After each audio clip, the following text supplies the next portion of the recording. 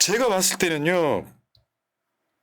가장 큰 문제가 난 국민의힘이라고 생각이 들어요. 국민의힘이 윤석열 딱 계엄이 났을 때 손절했다면 이렇게까지 길게 안 갑니다. 그래서 나온 말이 이런 게 있어요. 윤석열은 가도 국민의힘이 남는다. 그러니까 그 국민의힘이 이번에 그러니까 그 정당 해산까지 진지하게 해야 되는 이유 중에 하나가 지금 우리가 그러잖아요. 국민의힘은 간판만 바뀌었지 그 본체는 그대로 바뀌지 않고 계속 이어져 온다. 그러면 그 뿌리가 어디냐는 거예요. 그 뿌리가 전두환 시절에 만들어졌던 민정당이라는 민주정의당이라고 불렀던 그 정당에서부터 시작하는 거예요. 그러면 왜 여기서 이렇게 새롭게 이제 무슨 그 비상대책위원장이 이게 있으니까 이게 결과적으로는 뻔합니다. 어떻게 될지. 정당명 바꿉니다. 그리고 그 뭐 총사퇴하고 다시 뭐 지도부 구성하고 그 전당대회 하겠지. 그 뭐가 달라집니까? 뿌리가 똑같은데. 그래 그 뿌리가 뭐냐면 지금 현재 국민의힘이 가지고 있는 재산들이에요. 그러니까 대한민국의 민주당 포함해서 대한민국 모든 정당 중에 자기 소유의 빌딩을 가지고 있는 정당은 국민의힘밖에 없습니다. 아, 그래요? 그렇죠. 그것도 서울의 어떤 그 중앙당뿐만 아니라 각 지역당까지 그 정도로 재산을 가지고 있는 정당은 국민의힘밖에 없어요.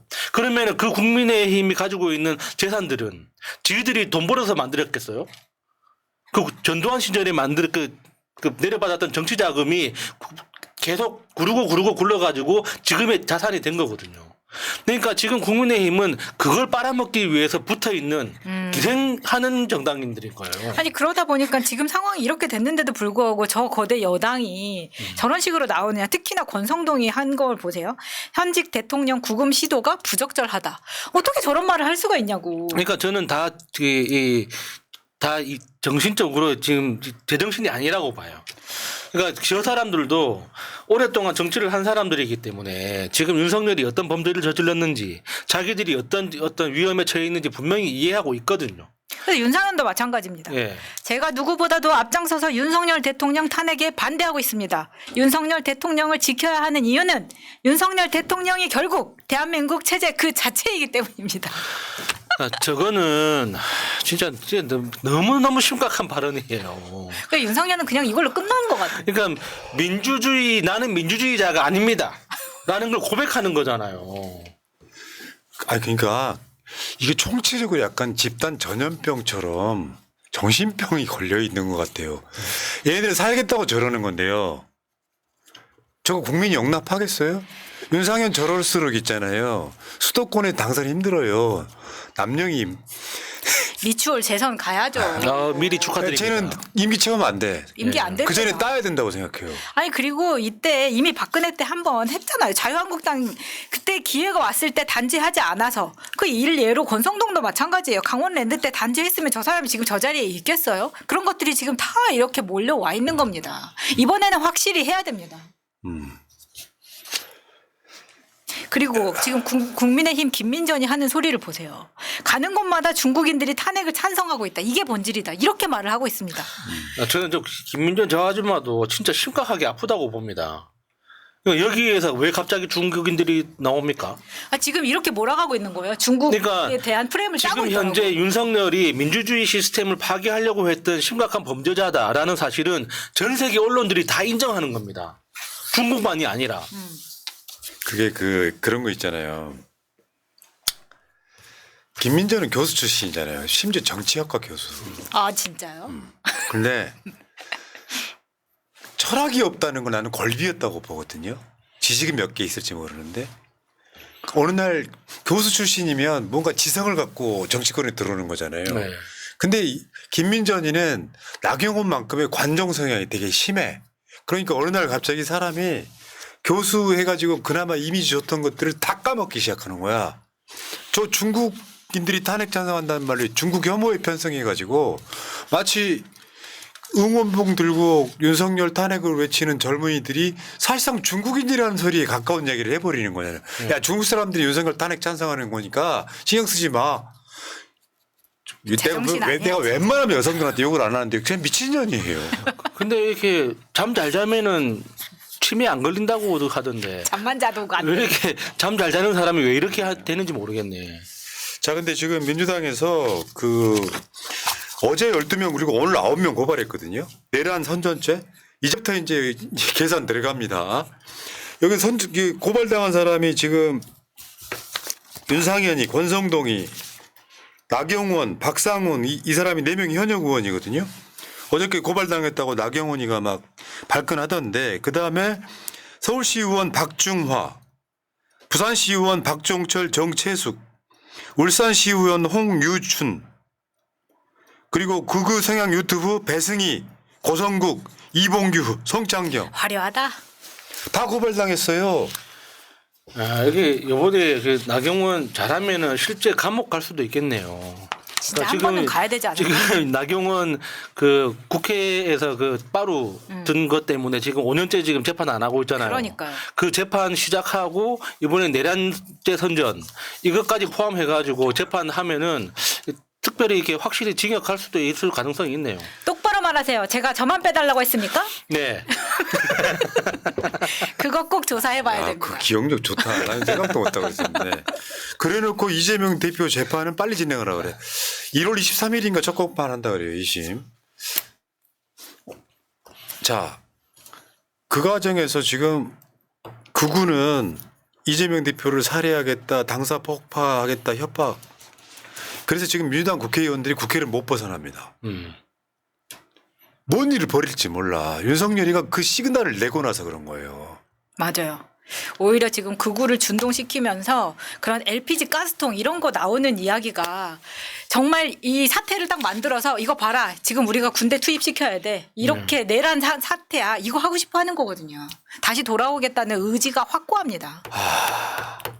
여러분 어떻게 해야 돼요? 이게요. 윤석열이를 지금 우리가 체포를 해가지고 구속시키고 재판을 진행하는 과정이 있고 정권이 바뀌는 순간 저는 얘네들이 마일리지 쌓고 있는 거야. 정권 바뀌는 순간 이 정당은 무조건 해산, 위헌정당 해산이라는 게 사례 한번 봐봐요. 역대 정당 주요 해산 사례. 통합진보당이요. 뭐 아로, 이석기 뭐 이런 걸로 내란 음모 뭐 실행한 것도 아니야. 즉 말도 안 억지로 되죠. 누명 씌운 거거든요. 네. 정당 해산됐잖아요. 2014년에. 지금 통합진보당에 비하면 국민의힘은 한 1000배쯤 더. 사실 우리나라 그러니까 1945년 독립한 이후로 우리나라 정치사에서 이 내란 범죄를 이렇게 명확하게 저지른 케이스가 없었어요. 그 누구도 그러니까 심지어 전두환도 계엄령을 내릴 때 지역 계엄을 통해서 한정적인 지역에서만 범죄를 저질렀지 전국 계엄을 통해서 이 내란을 저지른 지도자는 없었거든요. 그러니까 우리가 다 처음인데 그렇기 때문에 지금까지 이게 정당 해산했던 사유하고도 완전히 다른 겁니다. 비교할 수가 없어요. 요게 이런 측면이 있어. 윤석열이 불법 계엄을 했을 때 국민의힘이 등을 돌려서 탄핵에 동참을 하면서 윤석열이에 대해서 각종 비판을 쏟아내면서 책임져라 하고 빨리 윤석열이가 사법처리 절차로 들어가게끔 만들어줬다면 아무 문제 없어요. 같은 당이라고 할지라도 생각이 다를 수 있으니까. 근데 노골적으로 국민의힘 주류가 윤석열을 지금까지도 비호하고 있잖아요. 저거 100% 정당 해산 사유예요. 예. 내란이라고 하는 죄 자체가 어마어마하게 엄중한 거잖아요. 간단히 말해서 쉽게 표현해서 사람을 찔러 죽였어요.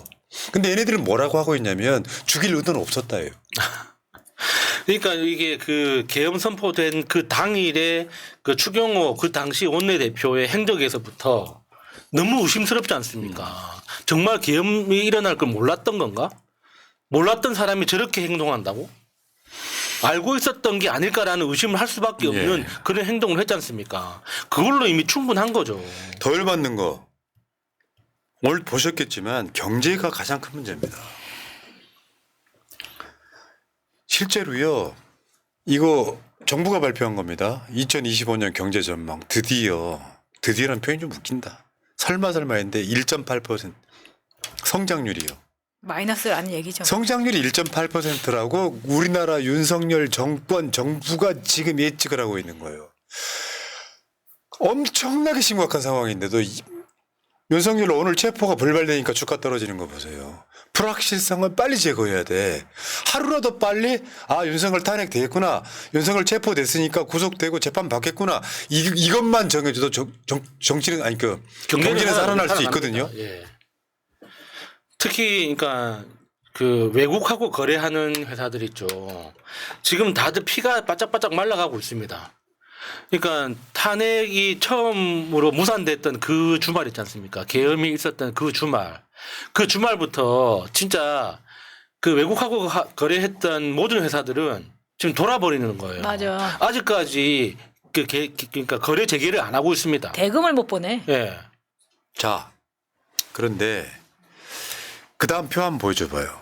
OECD 회원국 정부 총지출 GDP 대비 %예요. 우리 GDP 대비 한국이 지금 순위가 하위권에 있죠. 이것도 21년 데이터입니다. 21년이면 문재인 정부 때죠. 문재인 정부가 쓴다고 썼는데 세계적으로 보면 적게 쓴 것이고, 그런데 윤석열이는 계속해서 무슨 소리를 했었냐면 전 정부가 다 털어먹어가지고 자기가 쓸 게 없더라 같은 입만 열면 거짓말을 해버린 거예요. 그런데 다음 거 한번 보여줘봐요. OECD 주요 회원국 사회복지지출 비중 2022년 데이터예요. 윤석열 때는 더 나빠졌습니다. 한국 사회복지지출 비중이 왜 우리가 이런 거 있어. 전체 예산 중에 복지 비용이라고 하는 게 복지부 예산을 말하는 게 아니라 각 부처마다 복지에 관련된 예산 다 합치는 거거든요. 복지 예산이 제일 많은 건 사실이에요. 우리나라 예산도. 근데 세계적으로 비교해 보면 하위권이라는 거예요. OECD 전체가 지금 한가운데 있는 그래프거든요. 근데 그것보다 지금 평균에 못 미친다는 겁니다. 그러니까 대한민국이 뭘 정부가 돈을 쓰네만 해도 사실은 제가 계속 말씀드려오잖아요. 제일 계속 말씀드려오는 게 그거라고요. 우리가 목적하는 바가 극우들처럼 윤석열을 자기 손으로 직접 뽑는 게 목적이 되면 안 되고 내 삶의 질을 높여야 돼요. 그러면 보편적 복지해야 돼요. 그래서 진지하게 고민해 봐야 돼. 다음 정권이 되면 기본소득 같은 거 한번 실험해 볼 만합니다. 이제부터는. 그럼 내수 잘 돌아가겠지. 보편적 복지해야 된다 이런 이야기를 드리고 싶은 거예요. 자, 댓글만 좀 읽어드리고요. 김영일님, 공수처가 왜 철수한지 아세요? 김건희가 날도 춥고 식사 시간 지났는데 밥값 줄 테니 가서 밥이나 먹고 와 그랬을 것 같은데 체류탄 몇 개 던지면 뒤지기 싫어 기어 나올 것 같아요. 나는 최소한 체류액은 들고 가야 된다고 생각해. 다음에 들어갈 때는. 구자영님, 서계리 같은 애를 낳고 좋다고 살았던 부모도 참 어리석기만 했네요. 부가 아버지가 체인로스를 한 거에 대한 죄인 것 같네요 하셨습니다. 예, 감사합니다. 무섭다. 김병철님, 헌재 탄핵 플러스 위헌정당 심판 같이 하면 안 될라나? 할 수 있는 거지요. 다만 법무부가 할 수 있기 때문에 윤석열 정권에서는 사실상 힘들 것 같고 정권 바꿈을 합시다. 자, 두 분 고생하셨고요. 자, 오랜만에 나오시는 유명인 셀럽 한번 모셔보겠습니다. 고생하셨습니다. 감사합니다. 고맙습니다.